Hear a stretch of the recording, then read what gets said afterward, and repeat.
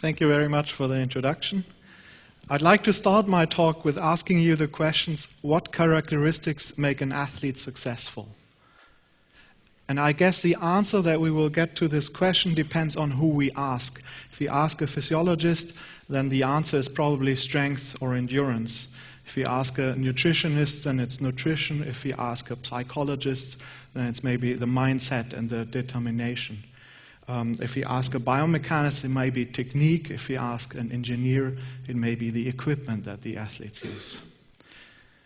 I put technique in quotation marks because it may not be totally clear what I mean by technique. So to define that casually expressed, when I talk about technique, I mean how the athletes move. If I try to express that more in a scientific way, then I would say the specific movement or coordination pattern that athletes use in standard situations of their sport. If I say movement or coordination patterns, I mean the movements of the individual segments and how they are coordinated in a movement. In my personal opinion, technique is a very important factor. I think that there have been a lot of studies analyzing the determinants of success, for example, strength or endurance. Often technique is an overlooked contributor to these factors. And vice versa, the way we do strength training often influences a specific technique, or if we change the equipment, for example, then we know there is an adaptation and we may change the way we move. Maybe more interesting for us as researchers is, can we as researchers help athletes develop these characteristics that make them successful? And to answer that question, I tried to do a literature search.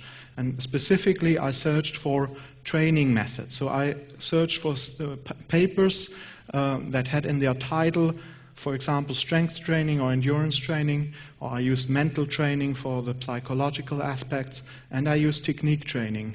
And I had a second condition, the paper had to have athlete in the abstract to make sure it's really a paper about sport and not about clinical sciences, for example.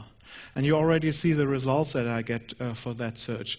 I found 142 for strength training, 158 for endurance. For mental training, still 15. Only one had in the title technique training. And if I add performance as another search variable, then these numbers decrease, and I end up actually with 0 in technique training.